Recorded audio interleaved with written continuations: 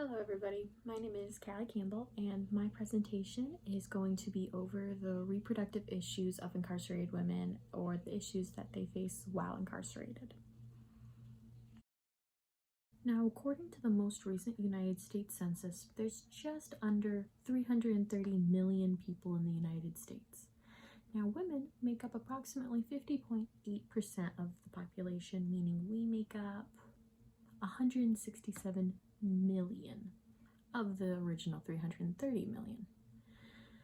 Now, it is no mystery that the United States does have a rather large incarceration population, with there being millions of men being incarcerated, while there's approximately 250,000 women who are incarcerated at this moment. Now, regardless of how much is incarcerated for each gender, the United States has a very large incarceration for women percentage compared to the rest of the entire world. The US holds 33% of the entire world's female incarceration population, while the remaining 195 countries recognized by the United Nations holds the remaining 67%.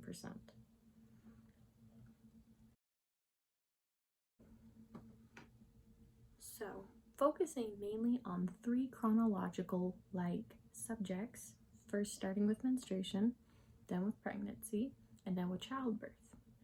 Each of these subjects have multiple issues underneath them which can affect and hinder many parts of these incarcerated women's lives.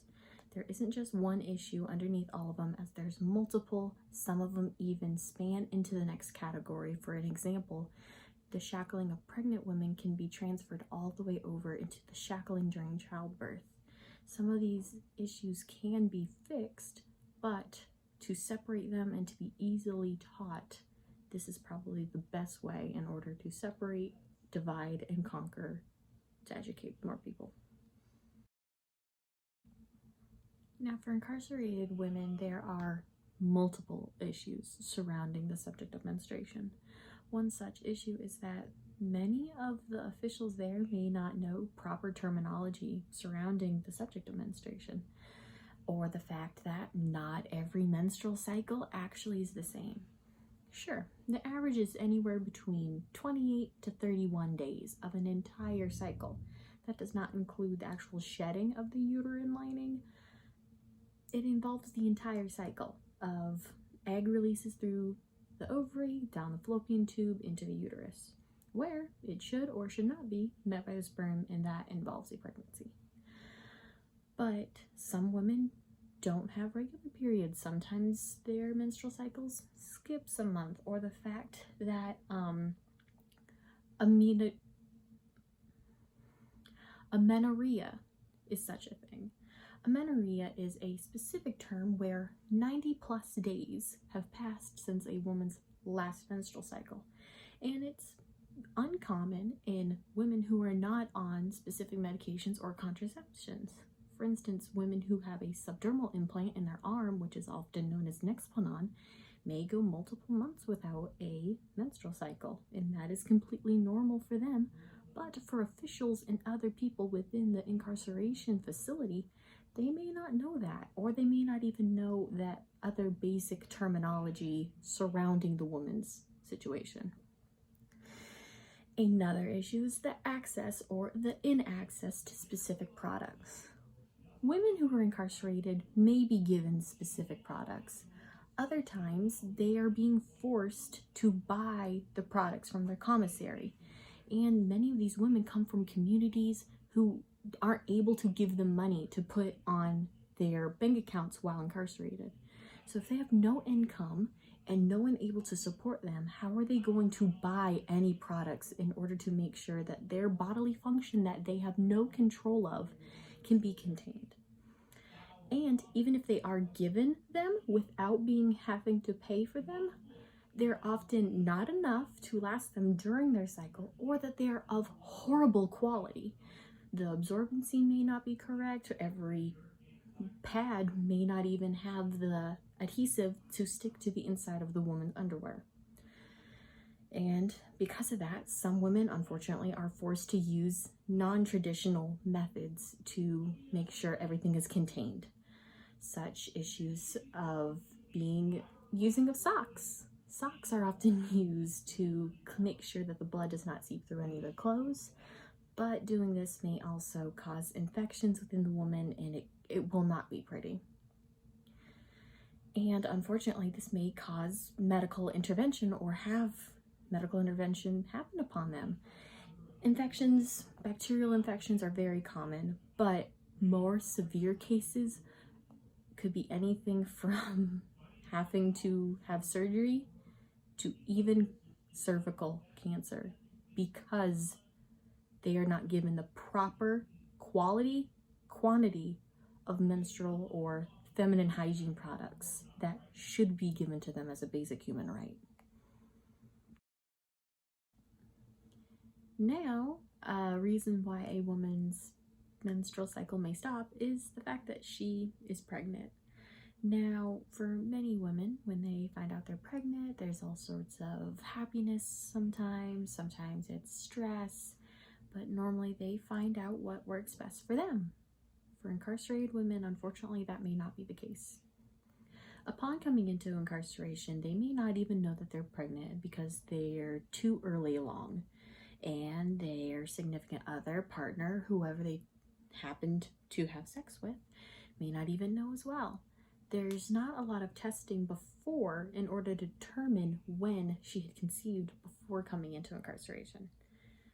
Though, while incarcerated, there are possibilities of women becoming pregnant through either ways of having sexual relations with guards, even though it is illegal. But unfortunately, one of the darker aspects many people may not realize is that sometimes incarcerated women get pregnant through sexual assault while they're incarcerated. And because they are the superiors and because they can't really report what has happened, many times these cases don't get resolved, they don't get talked about, and the woman is left with no care and is practically forced to carry the child as they have limited access to abortion. In many situations, they're even considered cosmetic, that the fact that they are not medical or that they're needed, and even compared to varicose vein surgery, as one author put it from an article. These women often, if they do want to have an abortion, they have to make all the arrangements themselves, have to pull the funding themselves, get judges' authorization, and as I said before, these women come from communities that do not have the funding to be able to give them money. And then they may not even have access to it at all. So unfortunately, she may have to carry the child. Though the pregnant woman should have the choice to have an abortion or to carry the child to term. If the woman decides to carry the child to term, she should have proper and adequate prenatal care. Prenatal care is anything from supplements to nutritional intake value, as she is eating for two. She should have proper nutrition and proper anything for prenatal care, as well as doctor's appointments, making sure she's okay. Is she having twins? She needs the proper care. And these incarceration facilities don't offer that at all. They don't even offer proper nutritional meals when the women aren't pregnant, as many people found that they're just basic survival. Here's food, you're gonna live, carry on. And then the subject of shackling women while they're pregnant is a very controversial subject, as most of the times it is labeled as a necessity by incarceration facilities due to the fact that it is to stop them from escaping, hurting themselves, or hurting others. But let's say a woman is approximately 7 months pregnant. She's very large. Estimate a basketball underneath your shirt to emphasize the illusion. If the shackles are around her waist, underneath her belly, and her arms are shackled to her sides at her hips, what if she were to trip and fall? Her arms are no longer able to reach out and stop her fall, so she can injure herself and her unborn child, and much more. The shackling of the woman causes immense stress on the mother as well as the unborn child because it can restrict oxygen flow and many other medical possibilities and issues that can really, really affect the child and the mother, so much so that the worst case is that they both may die if there are complications due to shackling. And now, after approximately 9 months of carrying their child, the incarcerated mother is expected to give birth. Now, officials within the incarceration facility will normally have an estimated time about when expected mothers are supposed to be due. Though, let's say an instance where a premature labor is happening, so anytime between 4 weeks to 8 weeks before the due date is where you're considered a preemie or a premature birth. It may be difficult for the woman to tell the guards they're in labor because the guard may not believe them, unfortunately. The guards are the ones in charge of arranging transportation to nearby hospitals and everything along that. And then if the guards don't believe her, she will be stuck there, unfortunately. And there was a case in an article explaining that during one of the situations, the guard did not believe her. She had taken off her pants because her water had broke and she did not wish to sit in her wet clothing, and she was hunched over in pain. And the guard told her to get dressed and to stop pissing her pants. And unfortunately, the woman did end up having complications with her birth, but she did have a healthy delivery after all the complications that had gone on. But that is just one of the issues that can arise during transportation to the hospital often may include the shackles as mentioned before, meaning she may have restriction of movement, and that can be very bad. And even the shackling of when she gets into the hospital bed itself. During that time, it may be where she's restrained so much that during the labor and delivery that she's going through, if the doctor needs to perform a specific surgery, such as a cesarean, where they actually were to cut open her abdomen and remove the child that way, the shackles can actually get in the way of that and cause much more unnecessary pain and can cause complications during that time.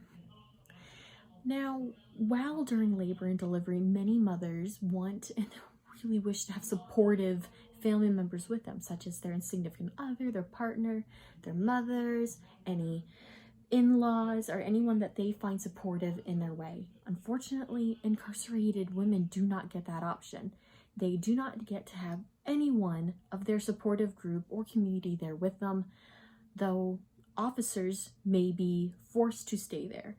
A man or person that this woman does not know during a very intimate moment can be very uncomfortable for a woman who either had suffered through sexual assault, or one just doesn't want a complete stranger there while she's giving birth to her baby. And then one of the most difficult things for me to research personally was the fact that many times when the incarcerated mother gives birth, she does not get to see or hold the child at all. Many times there may be some skin-to-skin contact where they hold the child onto their skin so that they can form a bonding moment, but most of the times it is taken away to incarceration from the incarcerated mother and then either given to a family member through means of custody, or unfortunately through most of the time it's placed within foster care system.